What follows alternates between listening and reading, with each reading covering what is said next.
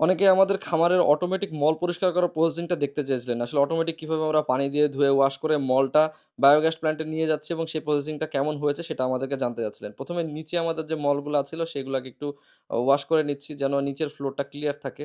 তারপরে আমরা ভেতরে যে ট্রেগুলো আছে ট্রেগুলার মধ্যে পানি দিয়ে দিব এবং পানি দিয়ে সুন্দরভাবে মলগুলা পরিষ্কার করে নিব এবং পরিষ্কার করলে কি হবে? এখান থেকে যে মলগুলো আছে সরাসরি চলে যাবে হচ্ছে আমাদের বায়োগ্যাস প্ল্যান্টে।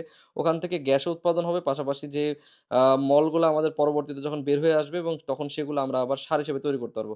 ভেতরে যে ট্রের মধ্যে যে মলগুলা পড়ে থাকে সেগুলাকে জাস্ট শুধু পানি দিয়ে ওয়াশ করলেই ওয়াশ হয়ে একদম সরাসরি এই পাশ দিয়ে গড়ে চলে আসে। আমি যদিও বা অনেকটা ক্লিয়ার করে ফেলছি নিচের মলগুলা। পাশাপাশি আমার যে খাঁচার মধ্যে যে মলগুলা থাকে, যেগুলো খাঁচার মধ্যে যে ট্রে দেওয়া আছে উপরেরগুলো, উপরে ২ নাম্বার তাক বা ৩ নাম্বার তাক ডান সাইডে যে বড় খাঁচা ব্রুডিং এর, সেই খাঁচাগুলোর মলগুলো পরিষ্কার করার জন্য একটা সুন্দর জায়গা বানাইছি। এই যে সামনে যে প্লেন সিট দিয়ে জায়গাটা বানাইছি এখানে ঘিরে নিয়ে যেন পানি দিয়ে ধুইলেও কোনো কিছু হয় না। দেখতে পাচ্ছেন কি পরিমাণ মল জমা হয়েছে। বেশ কয়েকদিন যাবৎ আমার এই মলগুলো এখানে জমা হয়েছে। তো আমি একটা হ্যান্ডেলের মতো বানিয়ে নিছি যেটা দিয়ে আমার বাইরে কোথাও যাওয়া লাগতেছে না। সময় অনেক বাঁচতেছে। আমি এখানে জাস্ট মলগুলাকে পরিষ্কার করে নিয়ে মানে ফেলাই দিয়ে এই ট্রেটা সুন্দরভাবে একটু পানি দিয়ে স্প্রে দিয়ে ধুয়ে আমি মলগুলাকে সোজাসুজি একদম বায়োগ্যাস প্ল্যান্টে দিয়ে দিব। আমার এখানে খাটনি একেবারে কমে গেল। আপনারা চাইলে আপনাদের যে খামার আছে সে খামারে এরকমভাবে যদি বায়োগ্যাস প্ল্যান্ট থাকে বা না থাকলেও যদি একটা গর্ত খুঁড়তে পারেন কোথাও দূরে কোথাও এবং আপনার যে ব্রুডিং রুম রয়েছে কিংবা খামারের যে মলগুলো আছে সেগুলো যদি একটু উঁচু কোনো জায়গায় করতে পারেন খামারটাকে, সেখান থেকে একটু ডাউন কোনো জায়গায় আপনারা একটা গর্ত খুঁড়ে সেখানে আপনারা কিন্তু এই মলগুলাকে আলাদা করে কিন্তু ফেলতে পারেন। তাতে কি উপকার হবে? দেখা যাচ্ছে খামারের জীবাণু হবে না, পাশাপাশি আপনার খামারের দুর্গন্ধ হবে না, পাশাপাশি বিভিন্ন রকমের রোগ জীবাণু থেকে আপনার খামার ভালো থাকবে। আর যখন আপনি ওয়াশ করে দিচ্ছেন তখন যদি একটু হালকা জীবাণুনাশকের পানি দিয়ে পরিষ্কার করে পরিশোধন করে দেন, তাহলে কিন্তু একেবারে সোনায় সোহাগা গোটা এলাকা কিন্তু এমনিতেই পরিষ্কার হয়ে গেল। পাশাপাশি জীবাণুনাশকের কারণে আপনার খামারে আরো যে রোগ জীবাণু হওয়ার চান্স সেটা একটু কমে গেল।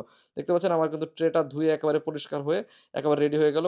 কয়েক সেকেন্ড সময় লাগছে আরকি। এখানে কিন্তু আমি প্রতিদিন যে কাজটা করা লাগে ব্যাপারটা তা না। আর যখন এখানে আমি ট্রে ধুবো এর জন্য এই চারের সাইডে কিন্তু আমি প্লেন সিট দিয়ে সুন্দরভাবে মেরে দিয়েছি যেন পানি পড়লেও কোনো জায়গায় যেন কোনো সমস্যা না হয়। আর এখানে আমার উপরে যে ২ নাম্বার তাক এবং ৩ নাম্বার তাক দেখতে পাচ্ছেন, ৩ নাম্বার তাক কিন্তু এখনো চালু করিনি। কারণ আমার এখনো ওই পরিমাণ বাচ্চা ব্রুডিং এ আসে নাই এবং ৩ নাম্বার তাক চালু করতে হলে একটু কষ্ট করা লাগবে। আরো কিছু বোর্ড-মোড লাগাইতে হবে। এর জন্য লাগাইনি। ২ নাম্বার তাকে ২ টা ট্রে আছে। ২ টা ট্রে আমার পরিষ্কার করতে মাত্র কয়েক মিনিট সময় লাগছে। আর এই ট্রের মলগুলাও কিন্তু পরিষ্কার করতে খুব বেশি সময় লাগেনি। আর আমার দেশি মুরগি কিন্তু আলহামদুলিল্লাহ অনেক সুন্দর হয়েছে এবং অনেকগুলা মোরগ হয়েছে। আমরা নিয়মিত এখান থেকে বেশ কিছু মোরগ জবাই করতেছি, খাইতেছি আলহামদুলিল্লাহ।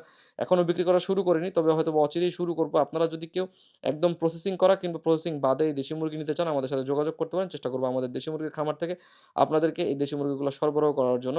এবং আপনারা চাইলে এই ফ্রেশ যে দেশি মুরগি, অ্যান্টিবায়োটিক ফ্রি দেশি মুরগি সেটা আমাদের কাছে সংগ্রহ করতে পারবেন। ধন্যবাদ। আসসালামু আলাইকুম।